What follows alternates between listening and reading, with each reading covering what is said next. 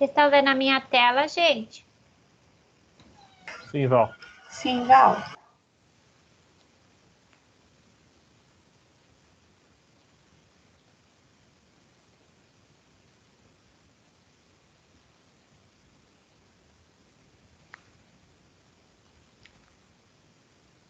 Muito bem, pessoal. Deixei minha apostila lá embaixo. Hoje a gente vai falar sobre a produção de sulfato de sódio, tá? Essa produção que a gente vai falar, se a gente estivesse no laboratório, a gente partiria do hidróxido de sódio que a gente preparou na aula anterior, tá? Então, a gente usa aquele hidróxido de sódio que a gente preparou, calculou concentração, rendimento, né? Usa aquela solução para produzir o sulfato de sódio, tá? Então, vamos lá. Um pouquinho sobre o sulfato de sódio. É um sal, né? Aqui é a fórmula química, Na2SO4. Anidro é um sólido cristalino branco, né? Conhecido como mineral ternadita. Na forma hidratada, ele é conhecido como sal de Glauber, né? Que foi o cientista que sintetizou ele pela primeira vez. Ou, historicamente, sal de Mirabilis. Esse nome sal de Mirabilis, ele é conhecido no século XVII. Aproximadamente 2/3 da produção de sulfato de sódio, ele provém da forma de mineral, né? Esse mineral é extraído de ambientes áridos, né? Seria o mineral de ternadita, né? Que quando ele sofre lixiviação aí através dos ventos, né? Através da chuva, ele vai transformar em que eles chamam de mirabilita, que é a forma que a gente falou ali, né? O sal mirabilis, a forma hidratada. Porque ele é muito higroscópico, então em contato com o ar, com a água, ele absorve e vai para a forma hidratada, tá? Quimicamente, obtém-se grandes quantidades de sulfato de sódio de águas residuais, né? Águas residuais que vêm de outros processos, como a calcinação clorada das cinzas de pirita, lavagem, né, e banhos de precipitação das fábricas de viscose, né, lá na indústria têxtil, pela decomposição do cloreto de sódio. Aqui eu coloquei as reações, né, porque esse sulfato de sódio proveniente da decomposição é um dos principais processos, né, de síntese do sulfato de sódio produzido pela indústria, tá?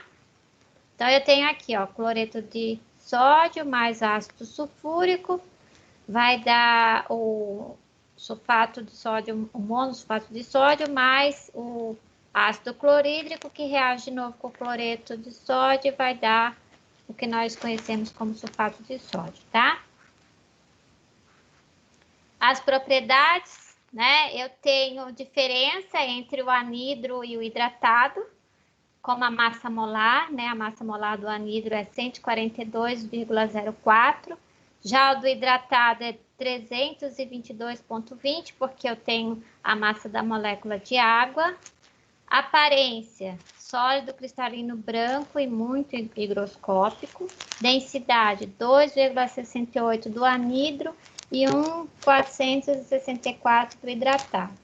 Pontos de fusão também varia de um para o outro, 884 do anidro e 32,4 do hidratado. Aplicação, né? Tem grande aplicação na indústria de celulose, principalmente na produção do papel craft, que é aquele papel marrom, né? É utilizado também na produção de vidro, na produção de detergente, na produção de corantes para tecido. É subproduto de vários processos industriais, né? Você tem lá a água residual ou resíduo, você, como a gente viu anteriormente, você usa aquele resíduo para fabricar aí, né, para produzir o sulfato de sódio e você vende aquilo ali como subproduto, tá? É usado na medicina, olha o Pedro aí, como laxante, anti-inflamatório e também diurético. Existem várias maneiras de produzir o sulfato de sódio. Como vocês viram ali, né? Você pode ter ele como subproduto, pegar o efluente que saiu de um processo, tratar e você produz o sulfato de sódio. Você pode produzir o sulfato de sódio do hidróxido de sódio, como a gente vai fazer, ou você pode produzir o sulfato de sódio a partir de uma reação de um outro sal, como o bicarbonato de sódio e um ácido, como o ácido sulfúrico, tá? Eu vou soltar um videozinho aqui para vocês que mostra uma produção de sulfato de sódio a partir do bicarbonato, né? Esse é um procedimento diferente, usa reagentes diferentes daquele que a gente faria lá na escola, tá? Então, eu vou pedir para vocês olharem esse vídeo e depois a gente vai falar do procedimento que a gente iria adotar na escola.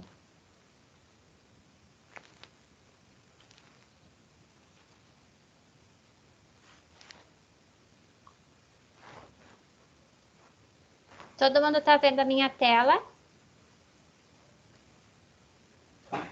Sim, Val. Dá para escutar? Perfeitamente. Então, deixa eu abrir. Não façam isso em casa, hein, Lucas?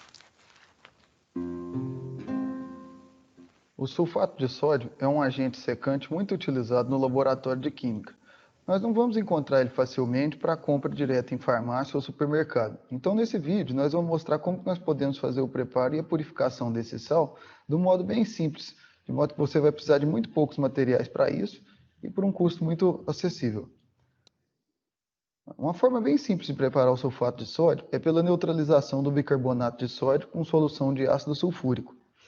Nesse caso, o bicarbonato de sódio ele pode ser comprado em vários locais, mas uma sugestão é comprar ele vendido pelas lojas de confeitaria ou panificação, porque o quilo dele é muito barato. Nós pagamos R$ 7,00 em 1 quilo desse bicarbonato. A solução do ácido sulfúrico que nós vamos usar é a solução de bateria automotiva, que tem densidade 1,250 gramas por ml e tem uma concentração de aproximadamente 4,2 mol por litro. Para nós sabermos qual que é a solubilidade do sulfato de sódio em água, nós podemos dar uma olhada na sua curva de solubilidade, que está apresentada num livro muito rico em informações, que é o livro de Química Inorgânica do Mellor. O título dele em inglês seria Mellor's Modern Inorganic Chemistry. Esse sal tem várias formas de hidratação. Ele pode ficar deca-hidratado, hepta-hidratado. Independente disso, nós podemos ver que a solubilidade do sal deca-hidratado, que é a forma mais estável quando o sal está dissolvido, ocorre na temperatura de 32,4 graus. E lá dá para dissolver 50 gramas de sulfato de sódio deca-hidratado em 100 gramas de água. Embora na figura não está escrito, esse eixo X geralmente descreve a massa do sal em questão que se solubiliza em 100 gramas de água. Bom, então nós vamos começar essa reação tomando 85 ml de ácido sulfúrico 4,2 molar, que é dessa solução de bateria. Aqui eu acabei colocando uns 87 ml, não tem problema não. Pode colocar um pequeno excesso aqui que não vai afetar em nada não. Então nós vamos transferir isso para um becker, porque depois a gente vai colocar isso no nosso sistema com conta-gotas, fica bem mais fácil. E aqui a gente vai pesar o bicarbonato de sódio. A gente está usando uma dessas balanças de cozinha mesmo. A precisão dela é de mais ou menos 1 grama. A gente colocou 59 gramas de bicarbonato de sódio. No final é mais difícil da gente pesar, então a gente vai colocando com bastante cuidado para atingir essa massa. A gente vai tarar e colocar 16 gramas de água, que a gente está usando água de torneira mesmo. O ideal seria água destilada. A gente adicionou uma barrinha de digitação magnética e o sistema está sobre uma placa que eventualmente a gente pode usar para aquecimento. E a gente vai gotejando progressivamente o ácido sulfúrico até que a gente goteje esses 89 ml de ácido sulfúrico. Esse processo é bem lento, porque se a gente fizer rápido, o processo forma gás carbônico e água, e isso acaba respingando bastante. Você pode fazer isso também no Erlenmeyer, embora a gente está usando um becker aqui, o Erlenmeyer ele seguraria boa parte desses respingos para você minimizar pelo menos um pouco das perdas que acontecem nesse processo. A gente está acelerando aqui um pouco o vídeo, porque isso acaba levando cerca de uns 20 minutos até você conseguir gotejar toda essa quantidade que a gente propôs aí. Eventualmente o processo pode efervescer mais ou menos e essa coluna de gás levantar um pouco, mas a ideia é tentar não deixar ela levantar mais do que metade do volume do becker que você estiver utilizando.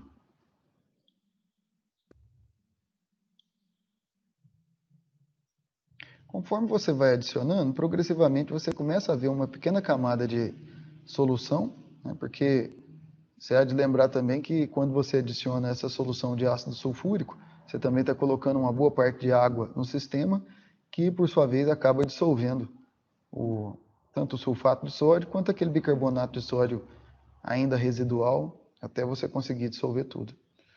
No final do processo, é bem simples observar quando essa reação acabou de acontecer, porque vai chegar um momento em que você vai começar a adicionar algumas gotinhas de solução de ácido sulfúrico e não vai ver mais a formação de bolhas, né?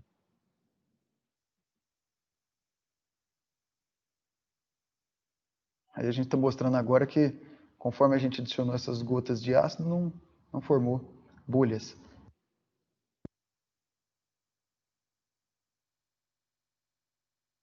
E no final, a gente pode pôr um pequeno aquecimento até atingir 33 graus. A solução final tem esse aspecto. Um detalhe aqui que a gente observou que essa solução começou a ficar um pouco amarelada. Então, isso provavelmente está em função de algumas impurezas do bicarbonato de sódio que nós utilizamos. Nós vamos então filtrar ela, né? Aí já mostra o sistema infiltração e o produto que a gente obtém é uma solução bem límpida, transparente, que é basicamente uma solução de água, onde a gente tem o nosso sal, o sulfato de sódio dissolvido nesse meio. O processo de filtração ele é bem lento, só para você ter uma ideia de como é o nosso sistema aqui, a gente colocou um funil com um filtro de papel desses de café mesmo. Eventualmente você pode deixar o becker numa posição um pouco mais alta do que o funil para evitar esses respingamentos, porque isso acaba reduzindo no final um pouquinho do seu rendimento obtido. Aqui a gente está deixando dessa forma porque acaba sendo mais fácil para registrar todo o processo que a gente está utilizando. Como a gente colocou 89 ml de ácido e 16 ml de água, a gente espera que a gente tenha, no final das contas, um volume próximo ali de 100 ml de solução. Esse foi o volume final que a gente obteve e a gente vai tampar isso agora para colocar na geladeira, porque através do resfriamento a gente consegue precipitar os sais num processo de purificação chamado de recristalização. Mesmo essa solução estando bem límpida, não, vou agitar aqui, você pode ver que tem alguns cristais no próprio becker. Mas nem sempre esses cristais, na temperatura ambiente, conseguem permanecer e ficar disponíveis para formar o cristal final. Ó, depois de gelado, limpando aqui, a gente não tem cristal. Então, o que você pode fazer é pegar um pequeno cristalito que formou no processo de filtração e jogar lá dentro. Esse cristal acaba atuando como um cristal gema para a formação de mais cristais. E depois de umas 24 horas, a gente obtém esse becker já todo, com o cristal todo formadinho, só para você ver, ó, difícil da gente registrar quando está bem gelado, porque precipita algumas gotículas de água no becker, mas esse é o aspecto final. Nós vamos destampar e filtrar agora essa solução para retirar os cristais que nos interessam. Eles às vezes ficam bem duros, bem retidos no becker, às vezes a gente precisa ter um trabalho para quebrar eles e colocar no funil. Então a gente vai colocar um funil agora e a gente vai utilizar um filtro de papel desses de café comercial mesmo. A ideia dos nossos vídeos é sempre utilizar materiais que sejam de fácil acesso para você poder tentar fazer todos esses processos em casa, ou se você tiver um laboratório à disposição, você também pode usar os filtros de papel analíticos também. Vou abrir aqui e vou colocar a solução. A gente começa colocando o líquido, né? Porque drenar esse líquido é muito importante. A gente chama ele de água-mãe. É nessa água-mãe que está todo o resíduo de ácido que a gente não quer que fica retido no nosso cristal. Então a gente drena bem isso daí, né? Se cair alguns cristais não tem problema, mas em geral quando o cristal fica muito duro, ele forma um bloco dentro do becker. processo de filtração vai ocorrendo também, né? Essa é uma água, a água mãe que a gente chama, ela não vai ser necessária, a gente vai descartar ela no final. E depois da gente filtrar um pouco, a gente tem esse bloco de cristais que a gente vai tentar quebrar ele. Aqui eu estou usando como espátula uma colher de chá de aço inox. A gente tenta quebrar isso até deslocar esse bloco. E esse é o bloco que a gente vai colocar no filtro para poder secar. Esse processo aí ele é mais trabalhoso, a gente coloca um pouco e deixa isso secando durante um bom tempo.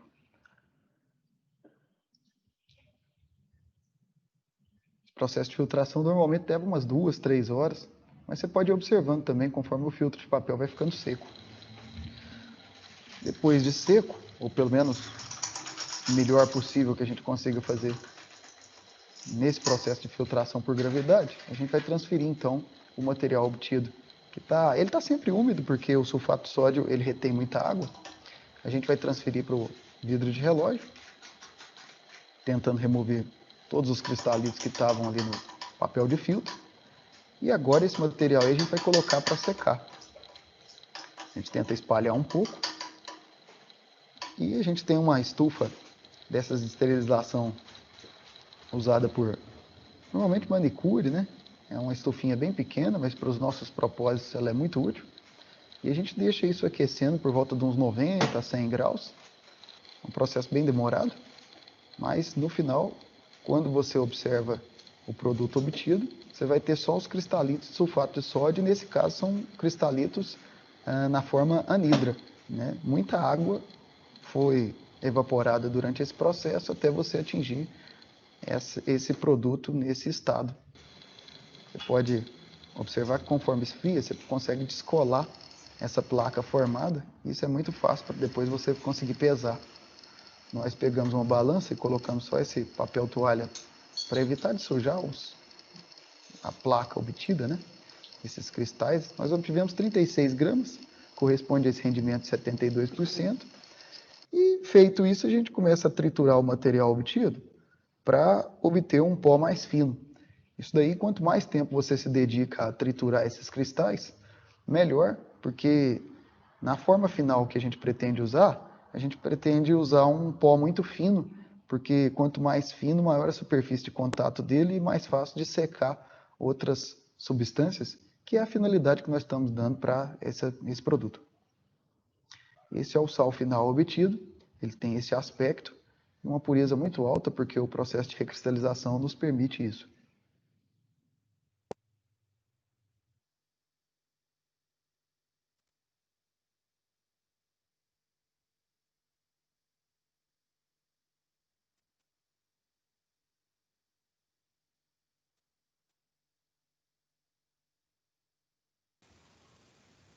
Gostaram, pessoal?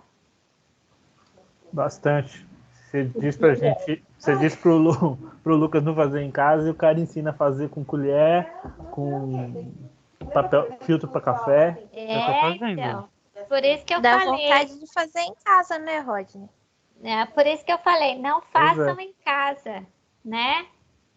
Esse canal aqui é muito bacana, canal Química Experimental. Assim, tem umas coisas bem, bem bacanas que dá para não fazer em casa, viu? Rodney, Lucas, Karen, não façam em casa, né?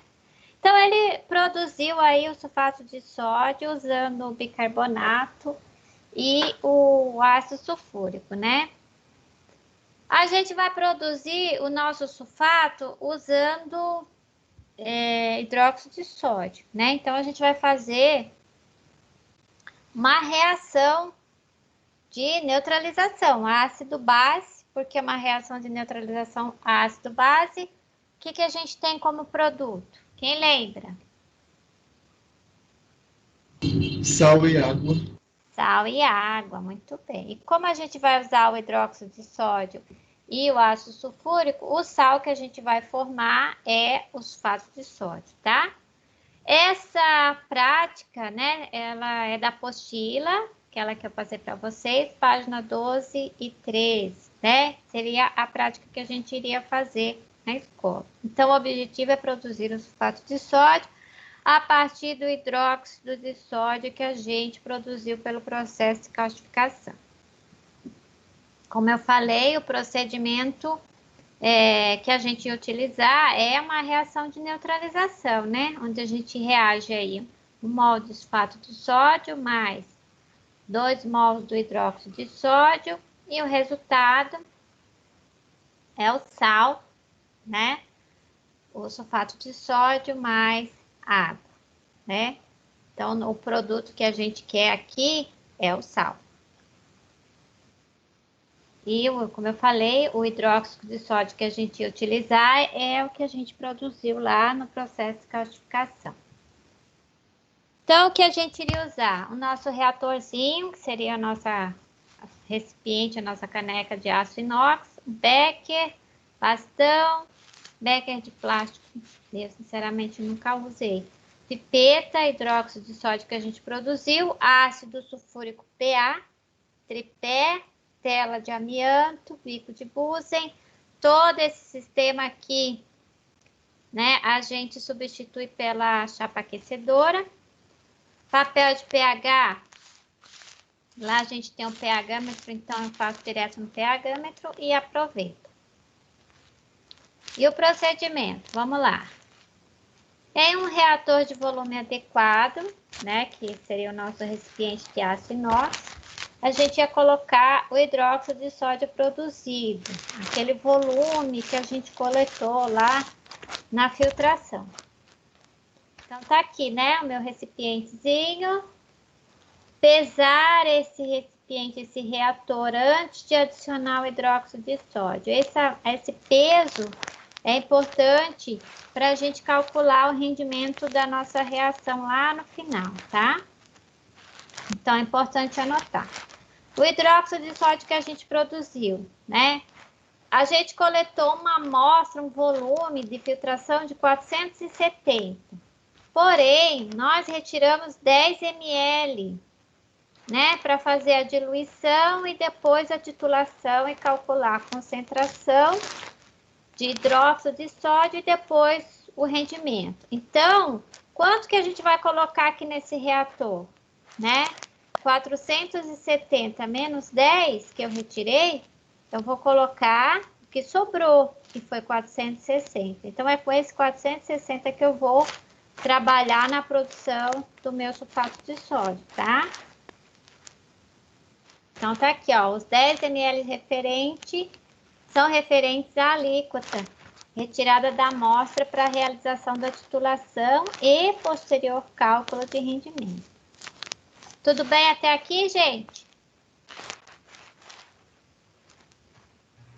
Sim. Tá. Outra informação que é importante a gente deixar à mão, né? Então, tá aqui, ó. Coloquei 460 ml do meu hidróxido de sódio. É a massa, né? A massa de hidróxido de sódio que eu calculei. Então, a gente sabe, através dos cálculos, né? Que aqui eu teria em média 14,10 gramas, né? Então, vamos lá. Calcular estequiometricamente a massa de ácido sulfúrico necessário para neutralizar a soda depositada no reator. Acrescentar um excesso de 10% de ácido sulfúrico. Então, quando eu falo de cálculo estequiométrico, eu vou fazer o cálculo em cima da minha reação, né?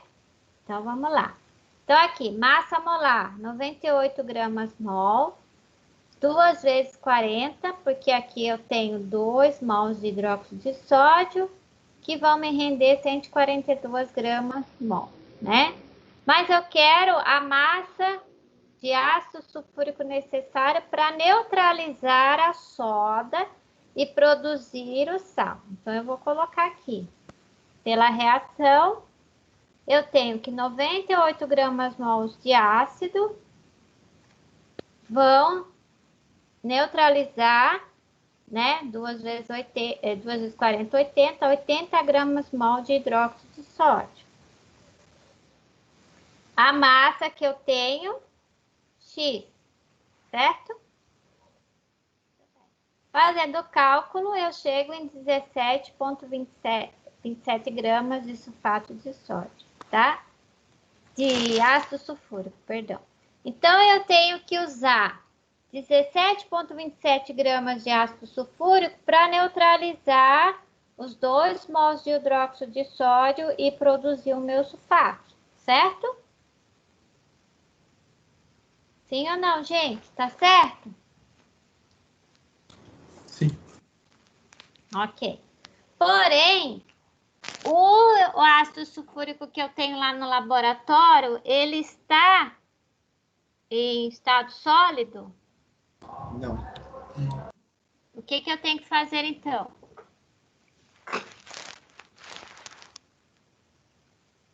O que eu faço agora? Pesa. Mas ele tá... Ver a concentração para saber qual a quantidade em ml. Muito bem, eu vou transformar essa massa, né, gramas para volume, ml. Então, eu preciso da densidade, certo? Então, vamos lá, ó. Transformando a massa de ácido sulfúrico para volume. Dados. Densidade do ácido sulfúrico, 1,84 gramas por centímetro cúbico. Depois, eu também tenho que levar em consideração a pureza, né? A pureza do ácido que eu tenho lá no laboratório é 96,5. Então, vamos lá. Primeiro, vamos trabalhar com a densidade. Para transformar a massa para volume, eu uso a minha expressão. Densidade é igual a massa sobre o volume, tá? Faço a substituição e acho o volume correspondente àquela massa. 9,387 ml, ok?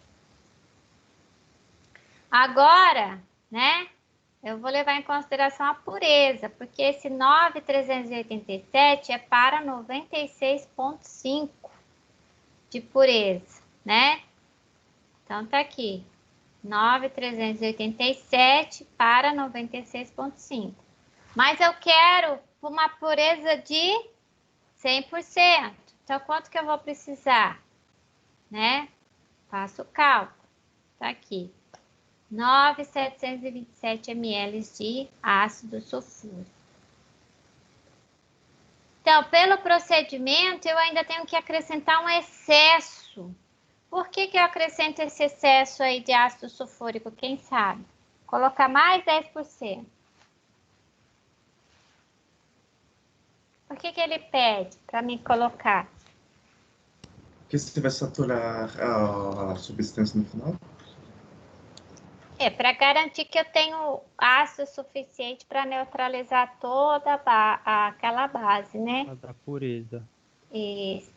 Tenho que garantir, né, que eu vou ter ácido suficiente aí para neutralizar a base, né? Então, ele pede para colocar um pouquinho a mais.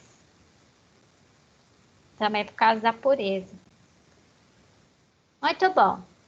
Alguma dúvida aqui nos cálculos, gente? Algum comentário?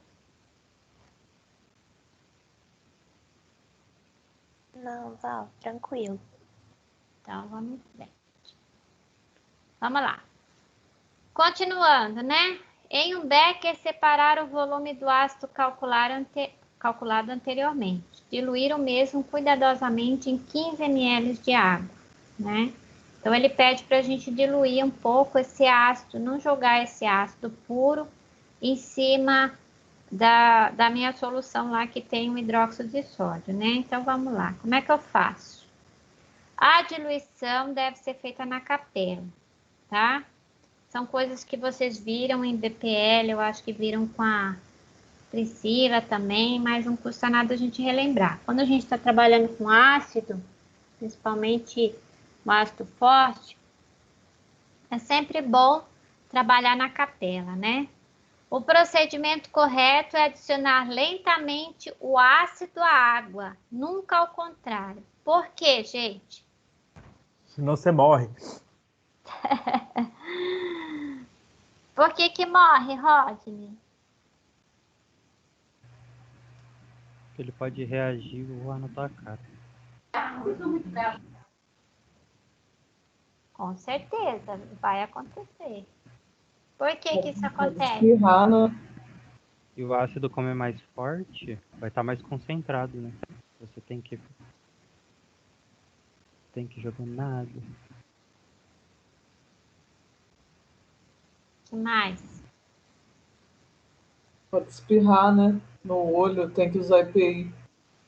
Tem que usar EPI, pode espirrar no olho. Mas Esses tem dias, professora, lá no trabalho, uma menina abriu hidróxido de amônia, voou tudo na cara dela. Ixi. É. Eu falei, você não teve aula de BPL não, lá na sua faculdade? Ela achou ruim.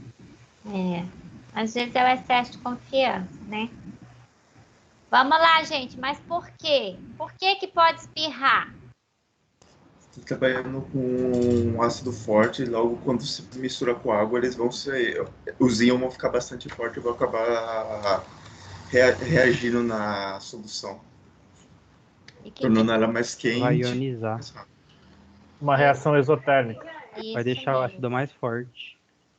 Uma reação exotérmica vai liberar calor, né? Então, você tem que adicionar o ácido, que teoricamente, né, assim, a gente já fala que é mais forte, né? Então, coloca o ácido devagar sobre a água e nunca a água sobre o ácido, porque se eu jogar água no ácido, o que que vai acontecer? Vai liberar muito calor, né? E aí é onde acontece, onde respinga, onde, né, libera mais gases, né? Enfim, o certo é o ácido sobre a água, mesmo assim lentamente, né? Aqui, capela. Primeiro lugar, adicione 15 ml de água e cuidadosamente adicionar 10,7 de ácido. Como faço essa adição, né? Não, mesmo eu adicionando ali o ácido sobre a água, eu não posso simplesmente jogar ali dentro, chegar e soltar tudo de uma vez só, né? Como é que eu faço isso, né? Pego lá e vou despejando lentamente, né? Pela parede do beco, encosto a ponta esqueci o nome agora, fugiu. Da pipeta lá na paredezinha do becker e vou soltando esse ácido, ele vai escorrendo pela parede do becker, vai entrando em contato com a água lentamente e vai fazendo aí a minha diluição, tá? Mesmo que eu jogue o ácido sobre a água, eu não posso simplesmente chegar e soltar todo esse volume de uma vez só, né? Senão, não vou a mesma explosão que se eu fizesse ao contrário, mas também não vai dar muito certo, né? Então, a gente vai soltando ali aos poucos pela parede do becker, tá bom? Tudo bem até aqui? Algum comentário?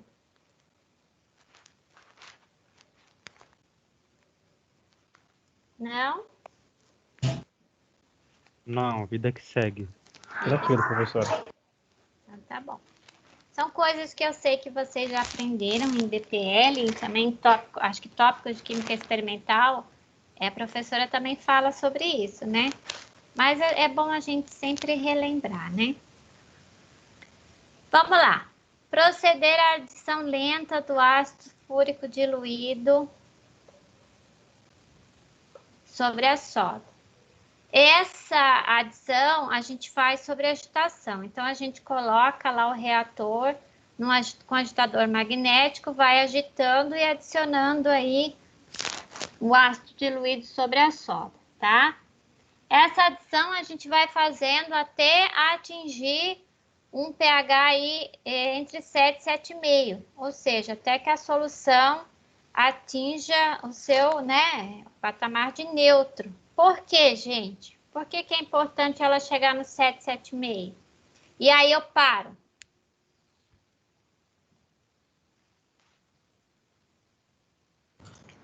Que é quando foi neutralizado completo a soda cáustica.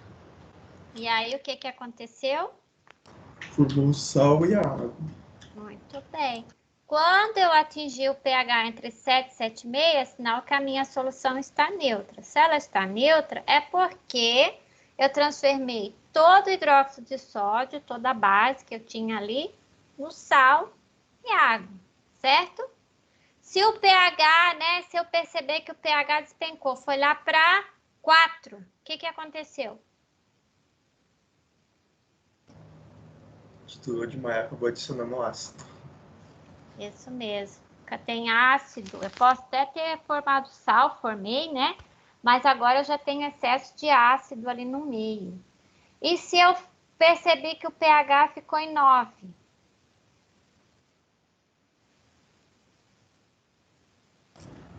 A reação não terminou. Ainda falta. A reação não terminou, muito bem. Ainda tenho base ali, ainda tenho hidróxido de sódio e eu vou continuar adicionando ácido até que todo o hidróxido de sódio seja convertido no sal, tá? Gente, olha, aqui existem algumas maneiras da gente fazer acrescentar, né, esse ácido diluído sobre a soda para formar o sal. Eu posso, né, colocando, aqui eu coloquei o bekerzinho assim virando, mas o correto é a gente pegar aí e colocando aos poucos, né, aquela, nossa gente, conta-gotas, né, e colocando aos poucos, tá? Ou uma pipeta e colocando aos pouquinhos. Porém, né, conforme eu vou colocando, eu tenho que deixar o agitador ligado, né? E a solução vai sendo agitada e vai formando sal, tá? De tempos em tempos, o correto é a gente retirar aqui, levar até o pH-metro e fazer a medida do pH, tá? Outra maneira é a gente montar um esquema onde esse pH, o pH-metro fica aqui, o eletrodo ele fica aqui dentro da solução, e aí eu vou adicionando ácido aos poucos e já vou, né, medindo o pH aqui na hora, tá? Lá na escola, como a gente não tem tantos pH-metros assim, geralmente tem 4 ou 5 grupos fazendo o mesmo procedimento, então a gente faz uma tabela, né, a cada 5 minutos, o pessoal repara a agitação, leva, faz a medida do pH, volta, né, e vai monitorando, tá? Outra maneira, né, que se a gente procurar vídeos aí na internet, é montar um sistema como se fosse um sistema de titulação, né? Aí como é que o pessoal faz? Coloca aqui a soda, né, o hidróxido de sódio diluído, coloca o agitador e coloca aqui também o indicador ácido base, né? E aí a soda o ácido sulfúrico diluído vai gotejando aqui sobre a soda, né? Quando o indicador fica transparente, é sinal que a solução, né, e o hidróxido de sódio foi todo neutralizado e transformado aí no sal. Aí para, né, e leva a solução até o pH-metro para confirmar aí se o pH está entre 7 e 7,5, tá? São maneiras de fazer, né, e realizar e executar o mesmo procedimento, tá? Eu faço aqui no agitadorzinho, peço o pessoal ir colocando aos poucos o ácido e a cada 5 minutos vá lá no pH-metro e verifique o pH, tá? Mas eu já vi o pessoal montando um sistema de titulação e utilizando o indicador. Muito bem. Atingindo a faixa de pH, proceder o aquecimento do sistema até a evaporação da água e obtenção dos cristais de sulfato. Então, aqui a gente agora já tem, né, a solução já está neutra, eu já transformei todo o hidróxido de sódio em sal e água. Só que eu quero sal, não quero a água. Como é que eu faço? Vou aquecer até a água evaporar, né? Então, aqui eu já tenho sulfato de sódio e água, ligo o aquecimento, né? E espero a água evaporar, tá?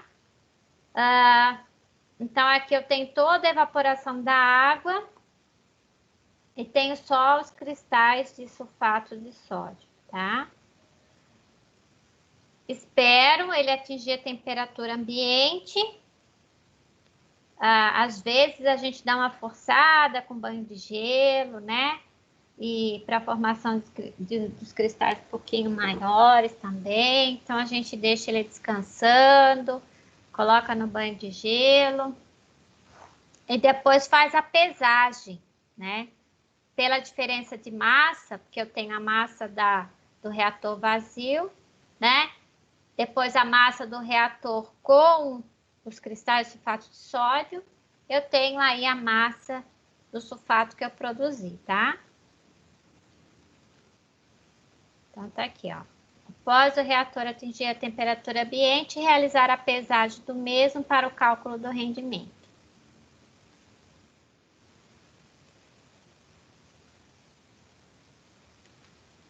Apresentar a reação do processo, a gente já tinha visto lá no começo. É uma reação muito simples, né? É uma reação de neutralização entre um ácido forte e uma base forte. E o resultado é o meu sal e a água, né? E agora eu vou calcular o rendimento. A massa molar, tá aqui. Pela reação, né? Eu tenho que 142 gramas mol de sulfato de sódio, né? Tá, na verdade aqui tá ao contrário. 80 gramas de hidróxido de sódio me renderam 142 gramas de sulfato de sódio. 14,10, que é o que eu tinha, X. Fazendo o cálculo, né? Eu tenho o rendimento teórico em massa, né? Teoricamente, pela reação, eu teria que produzir 25,03 gramas de sulfato de sódio. Essa é a minha massa teórica, né? É o que eu espero produzir, tá? Massa teórica, né? Mas aí na prática, quanto que eu produzi? Vamos calcular o rendimento aí do processo. Massa obtida pelo procedimento, né? Aqui. Massa obtida na prática. Eu faço a massa do reator vazio, né? Antes de começar todo o procedimento, menos a massa do reator com os cristais de sulfato de sódio. Massa obtida na prática, 18,35 gramas de sulfato de sódio. Massa real. Essa é a minha massa real. Essa foi a que eu obtive após a execução de todo o procedimento. Então, para calcular o meu rendimento em porcentagem, né? Eu pego a massa teórica, que é 25,03, a massa real, tá aqui, 25,03 seria o 100%, 18,35x. O rendimento do meu processo foi 73,31%. Então, 73,31% de hidróxido de sódio eu transformei aí em sulfato de sódio. Tudo bem, gente? Alguma pergunta?